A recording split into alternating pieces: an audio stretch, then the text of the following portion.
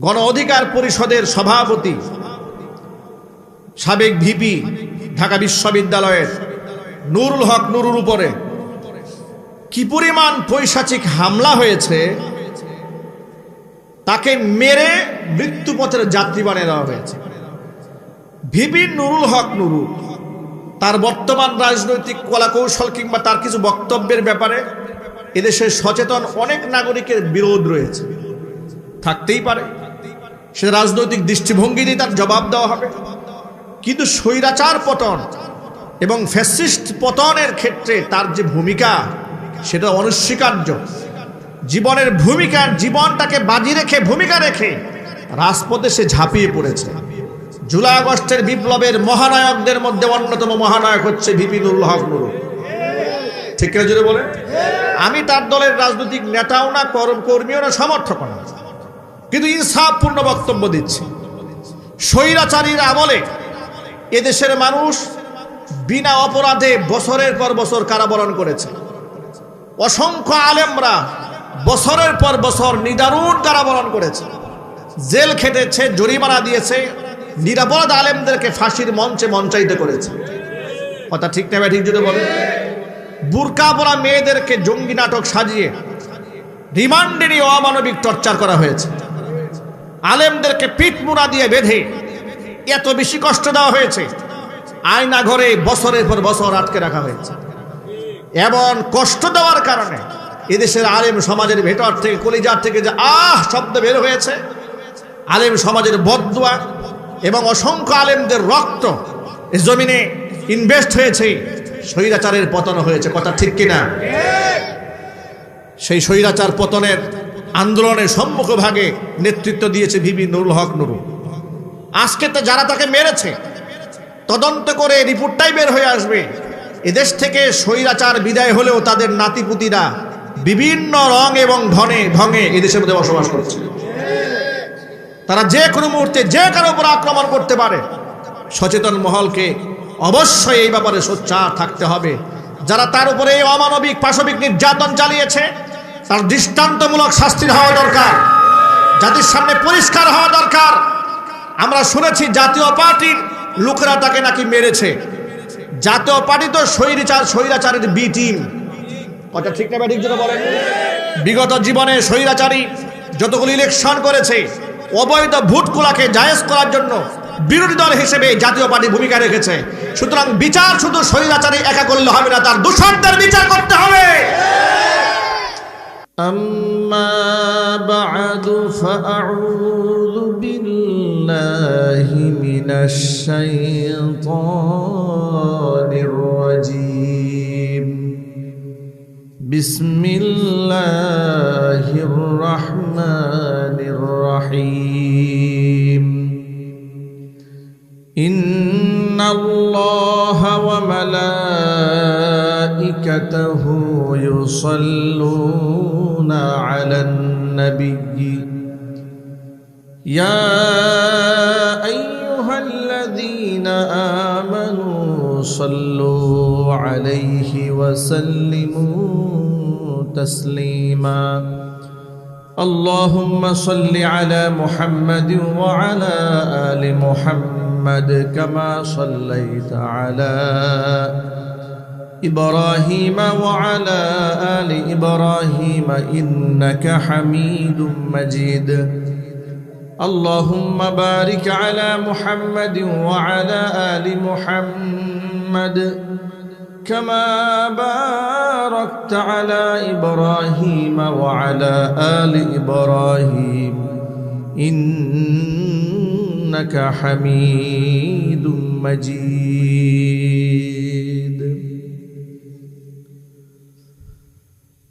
ঐতিহ্যবাহী গাজীপুর জেলার অন্তর্গত ২০ নং ওয়ার্ড শালনা টিকিবাড়ি মাদ্রাসা প্রাঙ্গণে আয়োজিত দারুস সুন্নাহ মাদ্রাসা গাজীপুর কর্তৃক আয়োজিত আজকের এই ইসলাহি মাহফিলের শেষ অধিবেশনের সম্মানিত সভাপতি সাহেব,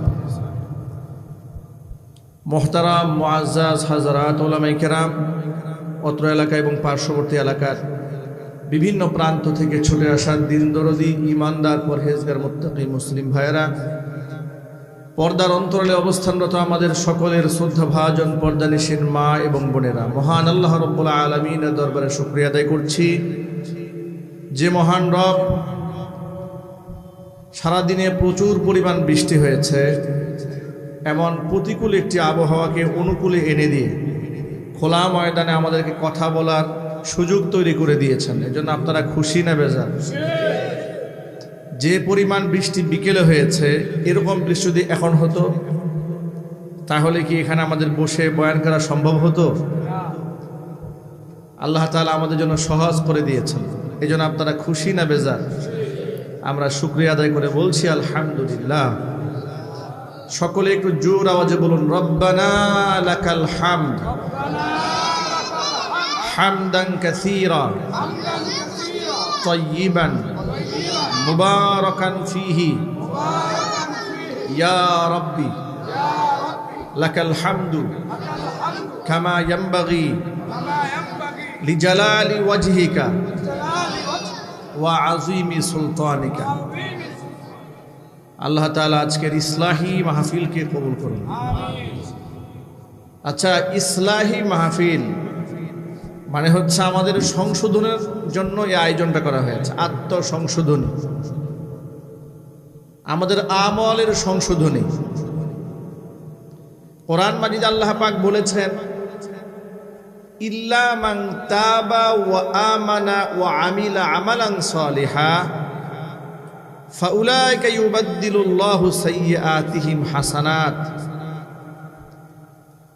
এর আগের আয়াতে আল্লাহ তাআলা বলেছেন, ইউদাআফ লাহুল আযাব, তাদেরকে দ্বিগুণ পরিমাণ শাস্তি দেওয়া হবে ভিন্ন প্রেক্ষাপটে, তাদের পাপের কারণে। তারা আমি আল্লাহকে বাদ দিয়ে অন্যের উপাসনা করেছে, ইত্যাদি করেছে, শিরক করেছে, বেদাত করেছে, খোদাদ্রোহিতা করেছে। তবে এত কিছু করার পরে ইল্লা মান তাবা, যে তওবা করেছে, ও আমানা, ঈমান এনেছে, ও আমিলা আমালান সালিহা, সে ভালো কাজ করেছে, নিজেকে সংশোধন করেছে, ফাউলাইকা ইউবাদদিলুল্লাহু সাইয়্যাতিহিম হাসানাত, আমি আল্লাহ তাআলা এত দয়ালু, বিগত জীবনের এদের খারাপ কাজগুলোকে ভালো আমল দ্বারা পরিপূর্ণ করে আমলনামা ভরপুর করে দেব। মানে এমন হবে না যে আমলনামা গুনাহগুলো মুছে যাবে, আমলনামা নীল হয়ে যাবে, শূন্য হয়ে যাবে। আমলনামা শূন্য হবে না, গুনার জায়গায় গুনাহ উঠে যাবে, গুনার জায়গায় সওয়াব দ্বারা ভরপুর হয়ে যাবে। সুবহানাল্লাহ, একটু জোরে বলুন সুবহানাল্লাহ। সুবহানাল্লাহ। এটা হচ্ছে যে ব্যক্তি সংশোধনে আসে। এই মাহফিল মানে হচ্ছে আমাদের আত্মসংশোধনের জন্য এই আয়োজন করা হয়েছে। প্রথমত আল্লাহর কাছে দোয়া করছি মাদ্রাসার জন্য, দারুস সুন্নাহ মাদ্রাসা গাজীপুর, আল্লাহ পাক যেন এটাকে কবুল করেন কিয়ামত পর্যন্ত। দারুস সুন্নাহ মানে কি? সুন্নাহর ঘর। কিসের ঘর? আরো জোরে বলুন। সুন্নাহর ঘর। সুন্নাহ, সুন্নাহকার নবী করিম সাল্লাল্লাহু আলাইহি ওয়াসাল্লামের সুন্নাহর বাতিঘর এটা। এখান থেকে হেদায়েত, এখান থেকে সুন্নাহ পরিচালিত হবে। এই মাদ্রাসা এলাকার হেদায়েতের জরিয়া, আলোকবর্তিকা। হাটহাজারী মাদ্রাসা যেখানে প্রতিষ্ঠিত বর্তমানে, আমি সেই মাদ্রাসার প্রতিষ্ঠা লগ্নের কিছু ইতিহাস পড়ে দেখেছি। আল্লাহর কোনো একজন ওলি সেখানে পেশাব করতে গিয়েছিলেন। খুব দুর্গন্ধময় জায়গা ছিল, নাপাক একটি জায়গা। তো তিনি সেখানে জরুরত সেরে সেখানে আসার পরে বলছেন, আমি তো এই নাপাকের মধ্য থেকে খুশবুর ঘ্রাণ পাচ্ছি। সবাই অবাক হয়েছে, নাপাক জায়গা থেকে খুশবু আসে কি করে? বলে হ্যাঁ, এই জায়গার মধ্যে খুশবু আসতে পারে। খুশবু আসবে এর মানে ব্যাখ্যা হচ্ছে এখানে আল্লাহ পাকের দিনের চেরাগ, দিনের বাতি জায়গার মধ্যে জ্বালিয়ে দেবে। মাদ্রাসার চতুর্দিকে শিরিক, বেদাত, মাজার পূজারি, কবর পূজারীদের আখড়া, মাঝখানে আল্লাহ তাআলা এমন এক প্রতিষ্ঠান করে দিলেন, গোটা পৃথিবী সে প্রতিষ্ঠান দ্বারা আলোকিত হয়ে গেল। অজপাড়া গায়ে দারুস সুন্নাহ প্রতিষ্ঠিত হয়েছে। দেখে পেলে ভঙ্গুর পরিবেশ মনে হচ্ছে, এটাও তো এক সময় হাটহাজারীর মতো আলোকবর্তিকা হয়ে দাঁড়াতে পারে। সে ভবিষ্যৎ আমরা কেউ জানি না। আমাদের আপনাদের ইখলাসের উপর ভিত্তি করে প্রতিষ্ঠানকে আল্লাহ পাক যেন হাটহাজারী মঈনুল ইসলাম চট্টগ্রামের মতো কবুল করেন। আমিন। দ্বিতীয় বক্তব্য হচ্ছে, যেহেতু ইসলাহি প্রোগ্রাম, আর এই সংশোধনী আমরা আমাদের কাছ থেকে শিখব না। এই সংশোধনী আমরা শিখব কোরআন থেকে, সংশোধনী শিখব নবী করিম সাল্লাল্লাহু আলাইহি ওয়াসাল্লামের জীবন থেকে। বাংলাদেশের বর্তমান প্রেক্ষাপট অনুযায়ী কিছু বক্তব্য না বললেই নয়। কোরআন কারীমের আলো থেকে মানুষ দূরে সরে যাওয়ার কারণে মূর্খতা এবং জিহালাতের অন্ধকারে সমাজ এতটা আচ্ছাদিত হয়েছে, মানুষ এমন এমন কাজ করে যে পশুকেও হার মানায়। পশু এমন কাজ করে না যে কাজ মানুষ করছে, ঠিক কিনা যদি বলে। কয়েকদিন আগে ঢাকাতে ইনসাফ ফাউন্ডেশন প্রতিষ্ঠিত হয়েছে নারী অধিকার প্রতিষ্ঠিত করার জন্য। বুঝে নাউজুবিল্লাহ। ইনসাফ ফাউন্ডেশন প্রতিষ্ঠিত হয়েছে। এই ফাউন্ডেশনটা প্রতিষ্ঠিত করেছে আমাদের আসাতিজায়ে কেরাম, আমাদের উস্তাদরা করেছে। সেই কনফারেন্সে আমি উপস্থিত ছিলাম। বর্তমান বাইতুল মুকাররমের বর্তমান যিনি খতিব, উস্তাজুল আসাতিজা, উপমহাদেশের শ্রেষ্ঠ মুফতি, আমার বুখারীর উস্তাদ মুফতি আব্দুল মালিক হাফিজাহুল্লাহ, তিনি তার বক্তব্যের মধ্যে ছোট্ট করে কথা বলেছেন যে এই সভ্যতার যুগে নারীরা যে পরিমাণ নির্যাতনের শিকার হয়েছে, জাহিলি যুগের মহিলারাও এত নির্যাতনের শিকার হয়নি। নারী অধিকারের কথা বলতে গিয়ে তিনি উল্লেখ করেছেন। আর এর মূল কারণ হিসেবে তিনি উল্লেখ করেছেন যে মানুষের মধ্যে দ্বীনের জ্ঞান না থাকার কারণে মানুষ এই অতল গহ্বরে হারিয়ে গেছে। মানুষ পশুর চেয়েও নিকৃষ্ট হয়।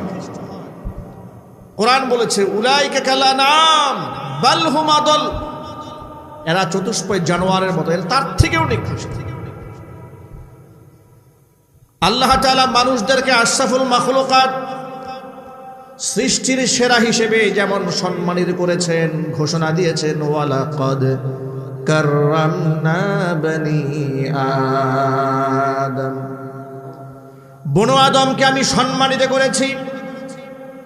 শুধু সম্মানিত করিনি, লাকাদ খলাকনাল ইনসান ফি আহসানি তাকবীম, আমার সৃষ্টিকুলের মধ্যে যত সৃষ্টি আছে, চাঁদ সূরজ বৃক্ষরাজি তরুলতা ফুল ফল, সকল সৃষ্টি যার রাজির মধ্যে আমি আল্লাহ তাআলা মানুষকে সব চাইতে সুন্দর করে সৃষ্টি করেছি।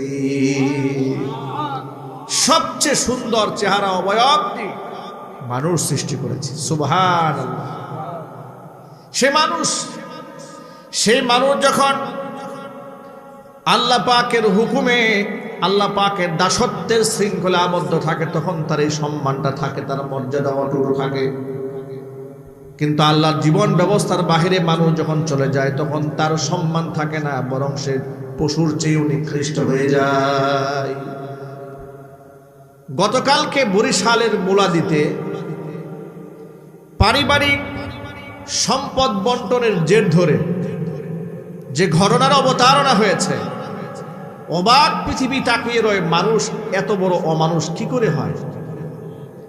বাবা আসাদ ব্যাপারী, 3 ছেলে, রোকন ব্যাপারী, রিপন ব্যাপারী, আরেকজনের নাম কি জানো, স্বপন ব্যাপারী নাকি এক নাম, এই স্বপন ব্যাপারী, এই 3 ছেলে পারিবারিক সম্পদ বন্টন নিয়ে বাকবিতণ্ডা। রিপন ব্যাপারী রাতের বেলায় বাড়ি ফিরছে, এমন সময় রোকন ব্যাপারী, স্বপন ব্যাপারী 2 ভাইয়ের সাথে বাকবিতণ্ডা হয়েছে। বাবা এসে রিপন এবং স্বপনকে নির্দেশ দিয়েছে, রোকনকে এবং স্বপনকে নির্দেশ দিয়েছে যেন রিপনের চোখটা তুলে নিয়ে আসে। বাবা জাজ হয়ে, বিচারক হয়ে রায় দিল।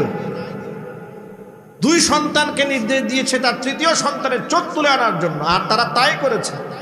মাথার মধ্যে মহিলা পুরুষ একত্রিত হয়ে পাড়া দিয়া ধরে জীবন্ত মানুষের চোখগুলো চামচ দিয়ে খুলে নিয়ে এসেছে, এনে বাবার হাতে তুলে দিয়েছে।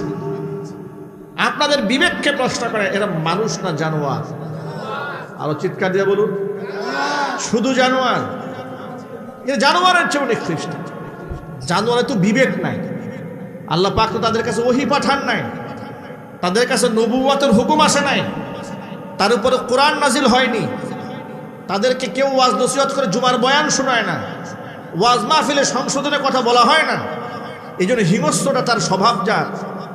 যে মানুষকে জুমার নামাজে সংশোধন করা হয়, ওয়াজ মাহফিলে বোঝানো হয়, কোরআন নাজিল করে আল্লাহ পাক কিতাবে বোঝালেন, হাদিস দিয়া নবীজি সাল্লাল্লাহু আলাইহি ওয়াসাল্লামের জীবনী দিয়ে বোঝালেন, ওই মানুষ যখন জানোয়ারের চেয়েও নিকৃষ্ট কাজ করে, আল্লাহর কসম এরা জানোয়ারের চাইতেও নিকৃষ্ট হয়ে যায়। ঠিক কিনা? আর এর মূল কারণ হচ্ছে কোরআন সুন্নাহর জ্ঞান থেকে মানুষ দূরে সরে গেছে। এই যে মাদ্রাসাগুলো তৈরি হয়েছে, এখান থেকে সুন্নাহর আবাদ হবে, কোরআন সুন্নাহর ইলমের চর্চা হবে, মানুষ তার অধিকার সম্পর্কে জানতে পারবে, একে অপরের হক সম্পর্কে জানতে পারবে। আজকে আমাদের মধ্যে শত্রুতা তৈরি হচ্ছে প্রচুর পরিমাণ, হিংসা বিদ্বেষ তৈরি হচ্ছে, রাজনৈতিক কোন্দল, দলাদলি, মারামারি, কাটাকাটি, দাঙ্গা হাঙ্গামা। আসার আগেও ফেসবুকে দেখেছি গণ অধিকার পরিষদের সভাপতি, সাবেক ভিপি ঢাকা বিশ্ববিদ্যালয়ের নুরুল হক নুরুর উপরে কি পরিমাণ পৈশাচিক হামলা হয়েছে, তাকে মেরে মৃত্যুপথের যাত্রী বানিয়ে দেওয়া হয়েছে। ভিপি নুরুল হক নুরু তার বর্তমান রাজনৈতিক কলাকৌশল কিংবা তার কিছু বক্তব্যের ব্যাপারে এদেশে সচেতন অনেক নাগরিকের বিরোধ রয়েছে, থাকতেই পারে, সে রাজনৈতিক দৃষ্টিভঙ্গি দিয়ে তার জবাব দেওয়া হবে। কিন্তু স্বৈরাচার পতন এবং ফ্যাসিস্ট পতনের ক্ষেত্রে তার যে ভূমিকা, সেটা অনস্বীকার্য। জীবনের ভূমিকা, জীবনটাকে বাজি রেখে, ভূমিকা রেখে রাজপথে সে ঝাঁপিয়ে পড়েছে। জুলাই আগস্টের বিপ্লবের মহানায়কদের মধ্যে অন্যতম মহানায়ক হচ্ছে ভিপি নুরুল হক নুরু। ঠিক কিনা যদি বলেন? আমি তার দলের রাজনৈতিক নেতাও না, কর্মীও না, সমর্থক না, কিন্তু ইনসাফপূর্ণ বক্তব্য দিচ্ছি। স্বৈরাচারীর আমলে এদেশের মানুষ বিনা অপরাধে বছরের পর বছর কারাবরণ করেছে। অসংখ্য আলেমরা বছরের পর বছর নিদারুণ কারাবরণ করেছে, জেল খেটেছে, জরিমানা দিয়েছে, নিরাপরাধ আলেমদেরকে ফাঁসির মঞ্চে মঞ্চায়িত করেছে। কথা ঠিক না ঠিক যদি বলেন? বুরকা পরা মেয়েদেরকে জঙ্গি নাটক সাজিয়ে রিমান্ডে নিয়ে অমানবিক টর্চার করা হয়েছে। আলেমদেরকে পিঠমুড়া দিয়ে বেঁধে এত বেশি কষ্ট দেওয়া হয়েছে, আয়না ঘরে বছরের পর বছর আটকে রাখা হয়েছে।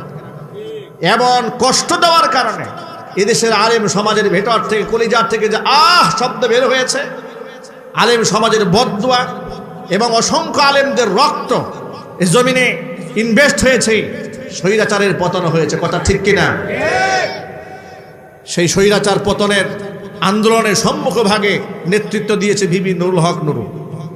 আজকে তো যারা তাকে মেরেছে, তদন্ত করে রিপোর্টটাই বের হয়ে আসবে, এদেশ থেকে স্বৈরাচার বিদায় হলেও তাদের নাতিপুতিরা বিভিন্ন রং এবং ঢঙে এদেশের মধ্যে বসবাস করছে। তারা যে কোনো মুহূর্তে যে কারো উপর আক্রমণ করতে পারে। সচেতন মহলকে অবশ্যই এই ব্যাপারে সোচ্চার থাকতে হবে।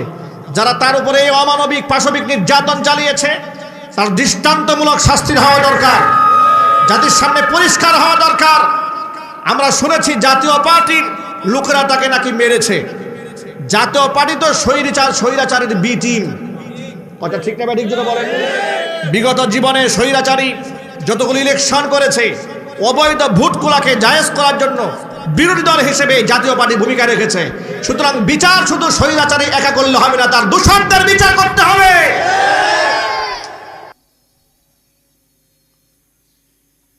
এই যে মানুষের মধ্যে হিংসতা ছড়িয়ে পড়লো কেন? ইলমে নবীর শিক্ষা থেকে মানুষ বহু গুণ দূরে চলে গেছে, যার দরুন মানুষের কাছে মানুষের কোনো সম্মান নাই। নবী করিম সাল্লাল্লাহু আলাইহি সাল্লামের রেখে যাওয়া আদর্শ থেকে আমরা যোজন দূরে চলে গেছি। নবীজি সাল্লাল্লাহু আলাইহি সাল্লাম বলেছেন, হাক্কুল মুসলিমি আলাল মুসলিমি সিত্তুন। এক মুসলমানের উপরে অপর মুসলমানের এমন 6টা হক আছে যা অপরিহার্য। অবশ্যই সেটা এক মুসলমান অপর মুসলমানের জন্য অপরিহার্য হক, সেগুলো আদায় করতে হবে। 1 নম্বর হক হচ্ছে ইদা লাকিতাহু ফাসাল্লিম আলাইহি। এক মুসলিম অপর মুসলমানের সাথে সাক্ষাৎ হওয়া মাত্র তার প্রথম কাজ হচ্ছে ফাসাল্লিম আলাইহি, তাকে তুমি সালাম দিবে। কয় নম্বরের কাজ? কথাগুলো একটু মনে রাখেন। কয় নাম্বার? খুব মনোযোগ সহকারে শুনবেন। এটা আমি একজন মুসলমান, আপনি এক মুসলমান, আপনার সাথে আমার সাক্ষাৎ হলে এটা আপনার উপর আমার হক, আমার উপর আপনার হক, এটা আছে। ইদা লাকিতাহু ফাসাল্লিম আলাইহি, আপনাকে আমি সালাম দেব কিংবা আপনি আমাকে সালাম দেবেন, আমি সালাম দিলে আপনি জবাব দেবেন, আপনি সালাম দিলে আমি জবাব দেব, এটা অপরিহার্য। সুবহানাল্লাহ পড়েন। 2 নাম্বার হক হচ্ছে ওয়া ইদা দাআকা ফাআজিবহু, যদি আপনাকে সে ডাকে, দাওয়াত দেয় কিংবা আহ্বান করে, তার ডাকে আপনি সাড়া দেবেন। স্বাভাবিকভাবে ডাক দিয়েছে কিংবা আপনাকে সে দাওয়াত দিয়েছে, আপনি তার দাওয়াত গ্রহণ করবেন, এটা আপনার 2 নম্বরের হক অপর মুসলমানের উপর। 3 নম্বরের হক হচ্ছে ওয়া ইদা আতিসা ফাহামিদা, সে যখন হাসি দিয়ে আলহামদুলিল্লাহ বলবে, ফাসাম্মিতহু, তার আলহামদুলিল্লাহ শুনে আপনি জবাব দিয়ে বলবেন ইয়ারহামুকাল্লাহ। এটা হচ্ছে 3 নম্বরের হক। এরপরে 4 নম্বরের হক হচ্ছে ওয়া ইদা মারিদা ফাউদহু, অবশ্যই সে যখন অসুস্থ হয়ে যাবে তখন তুমি দেখতে যাবে। ঘাটতারামি করা যাবে না যে ওর সাথে আমার রাজনৈতিক দূরত্ব আছে, পারিবারিক দূরত্ব আছে, বন্ধুত্ব নাই, কেন আমি দেখতে যাব? অবশ্যই সেই ব্যক্তি যদি অসুস্থ হয়ে যায় আপনি তাকে দেখতে যাবেন। জোরে বলেন সুবহানাল্লাহ। আরেকটি হক হচ্ছে ওয়া ইদাস্তানসাহাকা ফানসাহু, যদি সে আপনার কাছে উপদেশ কামনা করে, নসিহত চায়, পরামর্শ চেয়েছে আপনার কাছে, আপনি তাকে সুন্দর পরামর্শ দেবেন, কুপরামর্শ দেবেন না, মনে মনে ভাববেন না, চিন্তা করবেন না, প্ল্যান নেবেন না, এসেছো আমার কাছে পরামর্শের জন্য, এমন পরামর্শ দিয়ে দেবো 14 বছর তোমার ভিক্ষা করে খাইতে হবে। এই ধরনের কুপরামর্শ দেওয়া যাবে না, মানুষকে ভালো পরামর্শ দিতে হবে, বলেন ইনশাআল্লাহ। এরপরে ব্যক্তি যখন মারা যায়, ওয়া ইযা মাতা ফাতবাহু, সে যখন মারা যায় তার জানাজার নামাজে উপস্থিত হয়ে যাবে। এটা এই 6টা হক এক মুসলমানের উপর আরেক মুসলমানের। আজকে আমরা মুসলমানের হক তো আদায় করি না, অথচ নবী করিম সাল্লাল্লাহু আলাইহি ওয়াসাল্লামের কাছে এক ইহুদি যাতায়াত করত। আনাস ইবনে মালিক রাদিয়াল্লাহু তাআলা আনহু হাদিসের রাবী বর্ণনা করেছেন, তিনি বলেন কানা গুলামুন ইহুদিয়ুন ইয়াখদুমুন নবী সাল্লাল্লাহু আলাইহি ওয়াসাল্লাম, একটা গোলাম, একটা বালক, অল্প বয়সের ইহুদি ছেলে নবীজি সাল্লাল্লাহু আলাইহি ওয়াসাল্লামের মাঝে মাঝে এসে টুকটাক খেদমত করত। ফামারিদ, সে অসুস্থ হয়ে গেল। এই সংবাদ নবীজি সাল্লাল্লাহু আলাইহি ওয়াসাল্লাম শোনা মাত্র নবীজি সাল্লাল্লাহু আলাইহি ওয়াসাল্লাম ইহুদির বাড়ি চলে গেলেন। আর জোরে বলে সুবহানাল্লাহ।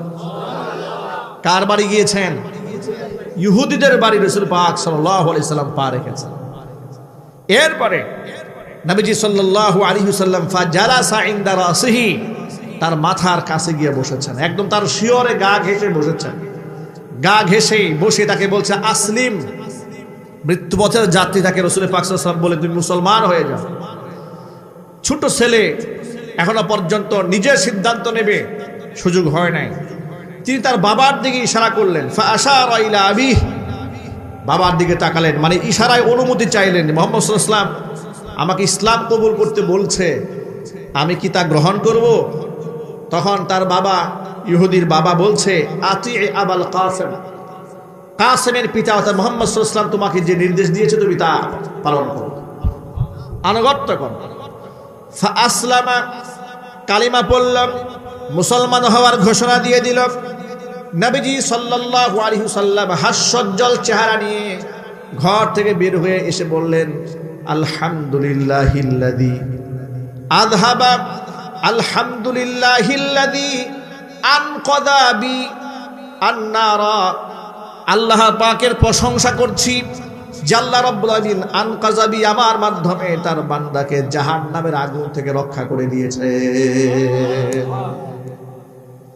ভাবা যায় অসুস্থ ইহুদির মৃত্যু সজ্জায় তার বাড়িতে নবী করিম সাল্লাল্লাহু আলাইহি ওয়াসাল্লাম খোঁজ খবর নিতে গিয়েছেন এবং জীবনের শেষ মুহূর্তে সবচাইতে দামি সম্পদ তাকে উপহার দিয়েছেন। অথচ আমরা মুসলমান, আমার সাথে কারো দুশ্মনী থাকলে, দূরত্ব থাকলে, একটু অসুস্থ হলে আমরা দোয়া করি আল্লাহ এই গজবটা যায় না কেন, ও মরে না কেন। আছে না? কয়েকদিন আগে দেখেছি দূরতম আত্মীয় তো দূরের কথা, বাবা অসুস্থ, মা অসুস্থ, অনলাইনে দেখলাম একেবারে মুমূর্ষু অবস্থায় সম্পদ লিখে নেওয়ার জন্য তার হাতের সাইন দেওয়ার সুযোগ নাই। এই জন্য সন্তানেরা খুব তড়িঘড়ি করে হাতের টিপসই নিয়ে বাবার সম্পদগুলো রেখে দিচ্ছে। নাউজুবিল্লাহ পড়ে।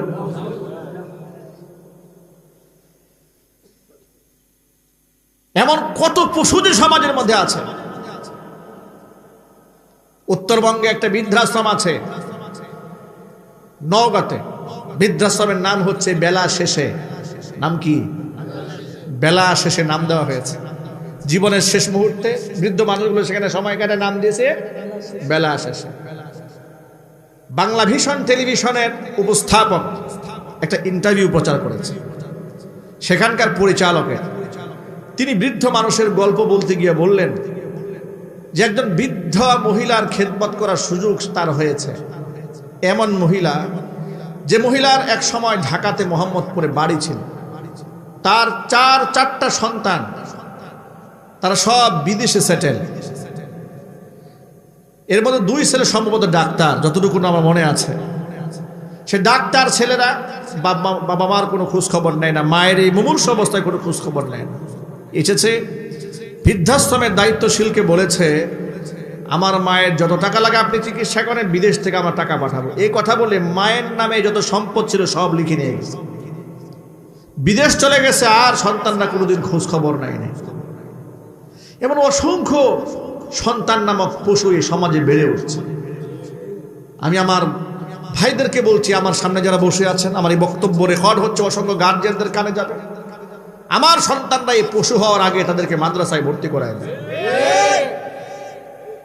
আমার সন্তানরা জানোয়ার হওয়ার আগে আল্লাহর কোরআনের সাথে এদের সম্পর্ক জুড়ায় দেন। তা না হলে ড্রাগস, ইয়াবা, হেরোইন, মাদকের যে অভয়ারণ্য হচ্ছে সমাজ ব্যবস্থাপনায়, আপনার সন্তান চরিত্র হারাবে, দিন হারাবে, ঈমান হারাবে। টিকটক এবং ফেসবুক যদি এ সমাজে না থাকতো, আমরা তো বুঝতেই পারতাম না সমাজ কতটা বন্ধ এবং জঘন্য হয়েছে। ছোট্ট ছোট্ট বাচ্চারা, যে বয়সে আমরা মাঠঘাটে খেলা করেছি, পড়াশোনা ছাড়া চিন্তা করি নাই, তারা এখন প্রেম করে বেড়াচ্ছে ওপেনে। আবার সেগুলো বিভিন্ন ইমোজি দিয়ে ফেসবুকে প্রচার করছে, লাইকে অ্যাকাউন্ট খুলছে, টিকটক আইডি বানাচ্ছে, ছোট ছোট বাচ্চারা কাজগুলো করছে। সমাজ কতটা নষ্ট হয়েছে একটু আন্দাজ করুন। এই বিপদগামী সন্তানদেরকে যদি জাহান্নামের পথ থেকে ফিরিয়ে এনে জান্নাতের পথে আনতে হয়, তাহলে দারুস সালাম, এই সুন্নাহ মাদ্রাসা মতো মাদ্রাসাগুলোর মধ্যে সন্তানদেরকে দিয়ে আল্লাহ পাকের কোরআনের নূর সিনার মধ্যে ঢুকিয়ে দিতে হবে। আমি আমার জীবনে বহু কথা বলেছি, আজও বলছি, সারা পৃথিবী তন্ন তন্ন করে খুঁজে একজন হাফেজের বাবা মাকে আপনি বৃদ্ধাশ্রমে পাবেন না। একজন আলেমের বাবা মাকে আপনি বৃদ্ধাশ্রমে পাবেন না। আপনি অফিসারের বাপ মাকে পাবেন, সেনা অফিসার বাপ মা পাবেন, সরকারি বড় বড় ডুয়েটের ইঞ্জিনিয়ার, বুয়েটের ইঞ্জিনিয়ার, কুয়েট, ট্রেড, বিভিন্ন জায়গা থেকে পড়াশোনা শেষ করেছে, গ্র্যাজুয়েট করেছে, গ্র্যাজুয়েশন কমপ্লিট করেছে, বিদেশে সিটিজেনশিপ নিয়েছে। সন্তানেরা বাপ মা বৃদ্ধাশ্রমে একা এতিম এবং ভিক্ষুকের মতো দিন যাপন করছে। কথা ঠিক না ঠিক? এর মানে হচ্ছে শিক্ষা ব্যবস্থা থেকে ধর্মকে, দিনকে দূরে সরিয়ে দেওয়ার কারণে আমাদের সন্তানগুলো নষ্ট হয়ে যাচ্ছে। আমরা কি আমাদের ভবিষ্যৎ প্রজন্মের জন্য একটা নিরাপদ পৃথিবী রাখতে চাই না? ইনশাল্লাহ রাজি আছেন? ইনশাল্লাহ কারা কারা রাজি আছেন? হাত দেখতে চাই। আল্লাহ যেন কবুল করেন, জোরে বলেন আমিন। যদি আমার ভবিষ্যৎ পরিচালনার জন্য, ভবিষ্যৎ প্রজন্মের জন্য নিরাপদ পৃথিবী রাখতে চাই, দারুস সুন্নাহ মাদ্রাসা গাজীপুর, এই মাদ্রাসাকে আপনাদের কায়েম করতে হবে। পারবেন তো ইনশাল্লাহ? মোতামিম সাহেব যিনি দায়িত্ব নিয়েছেন, তাকে সহযোগিতা করবেন, সন্তান দেবেন। সন্তান মাদ্রাসা থেকে দিন শিখবে, ঈমান শিখবে, আদর্শ শিখবে। আপনার সন্তান আপনার চোখে চোখ রেখে কথা বলবে না কোনোদিন, কোনোদিন আপনার গায়ে হাত তুলবে না, রূঢ় আচরণ করবে না। রূঢ় আচরণ কি করে করবে? সন্তান কোরআন খুলে শিখে নিয়েছি, আল্লাহ পাক তাকে হুকুম করেছে, খবরদার, ইম্মা ইয়াবলুগান্না ইনদাকাল কিবারা আহাদুহুমা আও কিলাহুমা ফালা তাকুল লাহুমা উফফি ওয়ালা তানহারহুমা وقل لهما قولا كريما। আল্লাহ পাক বলেছেন তোমার বাবা মার দুজনের কোনো একজন কিংবা উভয়কেই যদি বার্ধক্যে উপনীত হতে তুমি পেয়ে যাও, এই অবস্থার মধ্যে তোমার হাতে যদি এতটুকু সুযোগ তোমার আসে, এমন খেদমত করবে, খেদমত করতে গিয়া এমন কোনো আচরণ তার সামনে করা যাবে না যে তার মনের মধ্যে আঘাত লেগে শুধু আহ উহ এতটুকু শব্দ বের হয়, এতটুকু আচরণ করা যাবে না। সুবহানাল্লাহ। ওয়ালা তানহারহুমা, বাপ মাকে ধমকও দেওয়া যাবে না। ওয়াকুল লাহুমা কাওলান কারীমা, সম্মানজনক কথা বলতে হবে। সুবহানাল্লাহ বলেন। আচ্ছা, এই শিক্ষাগুলো কি বাংলা বইয়ে আছে?